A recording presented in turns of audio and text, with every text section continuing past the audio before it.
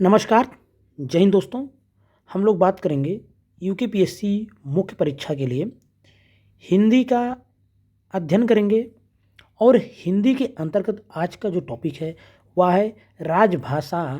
हिंदी के प्रयोग की दिशा में जो प्रगति हुई है उसके बारे में राजभाषा पर नियमावली जो टॉपिक है वहाँ से यह भी प्रश्न आ सकता है, इसलिए यह टॉपिक बहुत महत्वपूर्ण है। आपको बता दूं यहाँ से आपको 5 नंबर का या 10 नंबर का प्रश्न देखने को मिल सकता है। पूछा जा सकता है कि संविधान के लागू होने के बाद राजभाषा के प्रयोग में क्या क्या हुआ, उस प्रमुख घटनाओं के बारे में आपको लिखने को आ सकता है। तो राजभाषा हिंदी के प्रयोग की दिशा में क्या प्रगति हुई उसके बारे में हम लोग चर्चा करेंगे। आगे बढ़ने से पहले एक बात कहना चाहेंगे, जो भी वीडियो को पहली बार देख रहा हो, चैनल पे पहली बार आया है, वीडियो पसंद आए तो लाइक करें और आपसे अनुरोध है चैनल को सब्सक्राइब जरूर करें। सीधे बात करते हैं राजभाषा हिंदी के प्रयोग की दिशा में हुई प्रगति के बारे में। संविधान के लागू होने के बाद राजभाषा के प्रयोग के संबंध में जो कुछ प्रमुख घटनाएं घटी हैं जो इस प्रकार से हैं। सबसे पहले राष्ट्रपति का आदेश आता है 1955 में। राष्ट्रपति का आदेश जारी किया गया कि जहां तक संभव हो पाए वहां जनता के साथ पत्र व्यवहार में तथा प्रशासनिक कार्यों में हिंदी का ही प्रयोग किया जाए और हिंदी के प्रयोग को अंग्रेजी के साथ साथ बढ़ावा दिया जाए। पहली बात तो अंग्रेजी का प्रयोग कंटिन्यू हो चुका था, जारी था, लेकिन यह कहा गया कि चाहे पत्र व्यवहार हो चाहे प्रशासनिक कार्य हो, हर जगह हिंदी के प्रयोग को अंग्रेजी के साथ बढ़ावा दिया जाए। साथ ही यह बात भी लिख दी जाए कि अंग्रेजी में लिखित सामग्री ही प्रमाणिक मानी जाएगी। आज भी यही चल रहा, आप सब जानते ही हैं, चाहे आप किसी एग्जाम को देने जाएं या कुछ भी जाएं, अंग्रेजी वाला विकल्प ही माना जाता है। तो यह सब उसी समय लिखा गया 1955 में राष्ट्रपति के आदेश द्वारा कि जहां तक संभव हो जनता के साथ पत्र व्यवहार में, प्रशासनिक कार्यों में हिंदी के प्रयोग को अंग्रेजी के साथ साथ बढ़ावा दिया जाए। साथ ही यह बात भी हर जगह लिखा जाए कि अंग्रेजी में लिखित सामग्री ही प्रमाणिक मानी जाएगी। यह भी शब्द आपको दिखाना है। उसके बाद राजभाषा आयोग बनता, आप सब जानते हैं। राजभाषा आयोग का गठन किया जाता है 1955 में ही। राष्ट्रपति ने संविधान के प्रावधान के अनुसार एक राजभाषा आयोग की स्थापना किया। इस आयोग ने राजभाषा के प्रयोग में जो सुझाव दिया उनमें से जो प्रमुख बातें हैं उसको हम लोग देख लेते हैं। यही सब आपको वहाँ पे लिखना है जब प्रगति के बारे में आएगा। तो सबसे पहले इन्होंने इसमें क्या हुआ कि पारिभाषिक शब्दावली निर्माण की गति तीव्र होनी चाहिए, तेज कर दी। मतलब कि जो पारिभाषिक शब्दावलियाँ होती हैं उनके निर्माण की गति तीव्र होनी चाहिए। अंतर्राष्ट्रीय शब्दावली को थोड़े हेर फेर के साथ स्वीकार कर लेना चाहिए।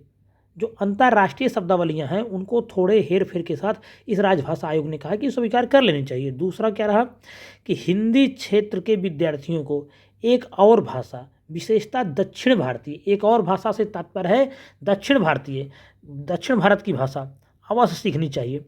दूसरी इन्होंने क्या बात कही कि हिंदी क्षेत्र के विद्यार्थियों को एक और भाषा, विशेषता दक्षिण भारत की भाषा, तमिल, तेलुगु, कन्नड़, मलयालम, इनमें से एक भाषा अवश्य सीखनी चाहिए। तीसरा प्रश्न क्या है, तीसरा पॉइंट क्या हुआ कि 14 वर्ष की आयु तक प्रत्येक विद्यार्थी को हिंदी का ज्ञान करा दिया जाना चाहिए। 14 वर्ष की आयु तक प्रत्येक विद्यार्थी को हिंदी का ज्ञान कराना चाहिए। ऐसी तीसरी संतुष्टि किसने किया?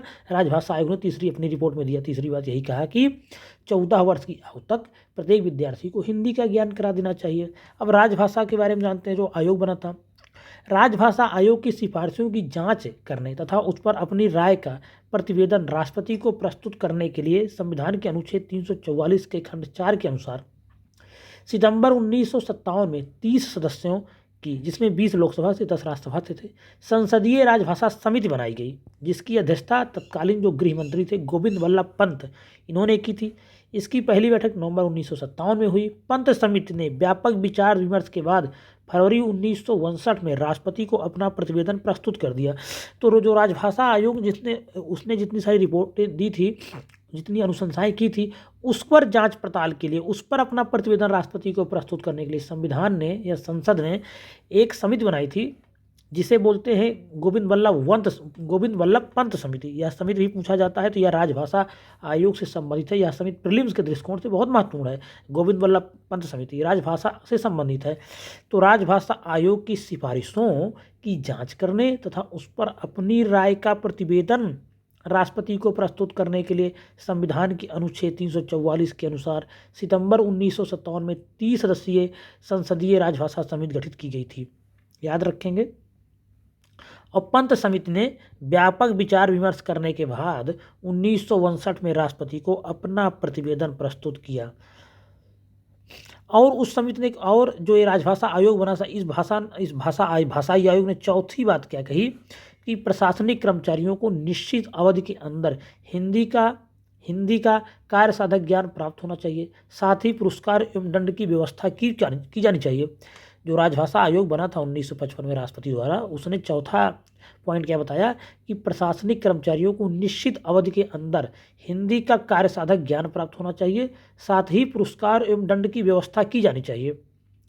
अगला पॉइंट क्या था कि प्रतियोगी परीक्षाओं में हिंदी का एक अनिवार्य प्रश्न पत्र रखा जाना चाहिए। ऐसा भी किसने कहा? राजभाषा आयोग ने कहा। उसके बाद देवनागरी लिपि को अखिल भारतीय लिपि के रूप में विकसित किया जाना चाहिए। ऐसा किसने कहा? राजभाषा आयोग ने कहा। हिंदी के विकास का दायित्व सरकार की एक प्रशासकीय इकाई पर डालना चाहिए। ऐसा भी राजभाषा आयोग ने कहा।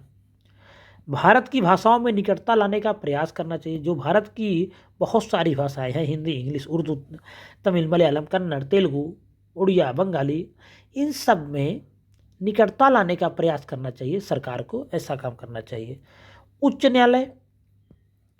उच्च न्यायालयों में क्षेत्रीय भाषाओं का प्रयोग होना चाहिए। ऐसा भी कहा राजभाषा आयोग ने। इन सुझावों का परीक्षण करने का दायित्व संसद की राजभाषा समिति को सौंपा गया। कौन सी समिति हो? गोविंद वल्लभ पंत समिति बनाई गई थी। गोविंद वल्लभ पंत समिति राजभाषा से संबंधित समिति है। प्रीलिम्स में कई बार पूछी गई यह समिति, तो महत्वपूर्ण है। किससे संबंधित है? राजभाषा से ही यह संबंधित है यह समिति। तो गोविंद वल्लभ पंत समिति या राजभाषा समिति को सौंपा गया। इस समिति ने 1959 में जो सुझाव दिए वह इस प्रकार है। चाहे गोविंद वल्लभ पंत समिति कहिए, चाहे राजभाषा समिति कहिए, उन्होंने क्या क्या सुझाव दिया, अब उसको देखते हैं। जब तक कर्मचारी और अधिकारी हिंदी का कार्य साधक ज्ञान प्राप्त ना कर ले, तब तक वो अंग्रेजी में कार्य करते रहें। भाई, अगर सरकार के आप एम्प्लॉई हैं और अगर आप काम कर रहे हैं किसी आयोग में, किसी डिपार्टमेंट में, अगर आप नहीं किसी विशेष भाषा को जानते हैं, तो ऐसा थोड़ी ना कि आपको निकाला जाएगा। आप वहाँ पे आए हैं, जॉब कर रहे हैं, तो ऐसा तो है नहीं कि निकाला जाएगा। तो इसीलिए कहा गया कि जब तक कर्मचारी और अधिकारी हिंदी का कार्य साधक ज्ञान प्राप्त नहीं कर लेते, करने की कोशिश करेंगे लेकिन नहीं कर लेते हैं, तब तक कोई अंग्रेजी में ही कार्य करते रहें। दूसरा 45 वर्ष के ऊपर की उम्र वाले सरकारी कर्मचारियों को हिंदी के प्रशिक्षण से छूट दे देनी चाहिए। जो 45 ईयर के ऊपर एज वाले लोग हैं, 45 प्लस वाले सरकारी कर्मचारी हैं, उनको हिंदी सीखने का यार झंझट नहीं रखना चाहिए। वैसे लोगों को क्या है कि अब जाएँ, रिटायर हो जाएँ, अपना काम पूरा करके उनको हिंदी नहीं सीखना, और जिस भाषा में अपना सहज महसूस करें उसी में काम करें। तो 45 वर्ष के ऊपर की उम्र वाले सरकारी कर्मचारियों को हिंदी के प्रशिक्षण से छूट दे देनी चाहिए। अगला सुझाव क्या था? उच्च न्यायालयों के निर्णयों, आदेशों आदि को अंग्रेजी में ही रखना चाहिए। यह भी सुझाव किसने दिया? राजभाषा समिति ने या गोविंद वल्लभ पंत समिति ने। अगला पॉइंट क्या है? केंद्रीय सेवाओं में परीक्षाओं के माध्यम के रूप में अंग्रेजी को ही बने रहने देना चाहिए। इस समिति ने अधिकतर अंग्रेजी के बारे में ही बात कही। देखिए, कह रहा केंद्रीय सेवाओं में परीक्षाओं के माध्यम के रूप में अंग्रेजी को ही बने रहने देना चाहिए। 1965 के बाद हिंदी प्रधान भाषा हो जाए। और इस समिति ने जो सबसे बड़ी बात कही कि 1965 के बाद हिंदी प्रधान भाषा हो जाए। ऐसा किसने कहा? गोविंद वल्लभ पंत समिति या राजभाषा समिति ने। राजभाषा आयोग तथा संसदीय समिति की सिफारिशों पर विचार करने के उपरांत राष्ट्रपति ने जो आदेश जारी किया, उसके प्रमुख बिंदु इस प्रकार हैं। राजभाषा आयोग जो 1955 बना था, फिर 57 में जो संसदीय समिति बनी, इन सभी की सिफारिशों पर विचार करने के उपरांत राष्ट्रपति ने जो आदेश जारी किया है, उसके प्रमुख बिंदु देखते हैं। 45 वर्ष से कम उम्र वाले कर्मचारियों के लिए हिंदी का प्रशिक्षण अनिवार्य कर दिया जाए। जो भी 45 वर्ष से कम उम्र के कर्मचारी हैं सरकारी, उनको हिंदी का प्रशिक्षण अनिवार्य रूप से देना चाहिए। ऐसा काम शुरू कर देना चाहिए। अखिल भारतीय अखिल भारतीय सेवाओं में भर्ती के लिए परीक्षा का माध्यम अंग्रेजी बनी रहे, धीरे धीरे हिंदी और अन्य क्षेत्रीय भाषाओं को माध्यम बनाने की व्यवस्था की जाए। राष्ट्रपति ने उस समय तो कह दिया कि परीक्षा का माध्यम अंग्रेजी बनी रहे, परंतु धीरे धीरे हिंदी और अन्य क्षेत्रीय भाषाओं को माध्यम बनाने की व्यवस्था की जाए। हिंदी में वैज्ञानिक और तकनीकी शब्दावली के विकास के लिए एक अस्थायी आयोग का निर्माण किया जाए। हिंदी में वैज्ञानिक और तकनीकी शब्दावली के विकास के लिए एक अस्थायी आयोग का निर्माण किया जाए। ऐसा कहा किसने? राष्ट्रपति ने कहा है। जही वो राजभाषा तथा संसदीय समिति की सिफारिशों पर, राजभाषा आयोग तथा संसदीय समिति की सिफारिशों पर विचार करने के बाद ऐसा राष्ट्रपति ने जो कहा है उसके प्रमुख बिंदु हैं कि हिंदी में वैज्ञानिक और तकनीकी शब्दावली के विकास के लिए एक अस्थायी आयोग का निर्माण किया जाए। विधायी आयोग की स्थापना की जाए जो विधि कोश का निर्माण करे ताकि विधि संबंधी शब्द हिंदी में अनुदित हो सके। विधायी आयोग की स्थापना की जाए, ऐसा राष्ट्रपति ने कहा कि स्थापना की जाए जो विधि कोश का निर्माण करे ताकि विधि संबंधी शब्द हिंदी में अनुदित हो सके, उनका अनुवाद किया जाए जो लॉ से संबंधित हैं, विधि कानून से संबंधित वर्ड हैं। शिक्षा मंत्रालय हिंदी के प्रचार की व्यवस्था करे। इस कार्य में गैर सरकारी संस्थाओं, एनजीओ इन सब की मदद ले। शिक्षा मंत्रालय हिंदी के प्रचार की व्यवस्था करे। इस कार्य में गैर सरकारी संस्थाओं की ही मदद ली जा सकती है। छठा सुझाव क्या दिया कि राजकाज में हिंदी के प्रगामी प्रयोग के लिए गृह मंत्रालय योजना तैयार करे। जो भी कामकाज हैं देश भर में, इनमें हिंदी के आगामी प्रयोग के लिए गृह मंत्रालय योजना तैयार करे। इस आदेश के बाद 2 आयोग की स्थापना कर दी गई। पहला वैज्ञानिक व तकनीकी शब्दावली आयोग, दूसरा विधायी आयोग। प्रशासनिक तथा विधि साहित्य का अनुवाद होने लगा तथा कर्मचारियों के प्रशिक्षण की व्यवस्था भी होनी आरंभ हो गई। वैज्ञानिक व तकनीकी शब्दावली आयोग, विधायी आयोग, प्रशासनिक तथा विधि साहित्य का अनुवाद होने लगा तथा कर्मचारियों के प्रशिक्षण की व्यवस्था भी होनी आरंभ हो गई।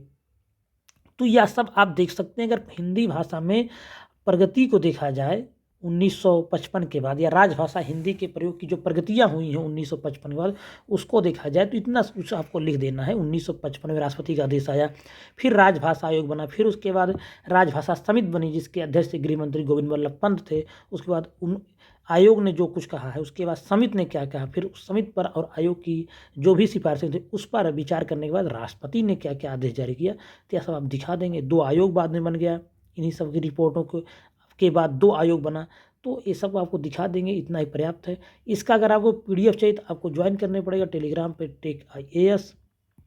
और वीडियो अगर पसंद आए तो लाइक करें, चैनल को सब्सक्राइब करें, बने रहें, देखें। धन्यवाद।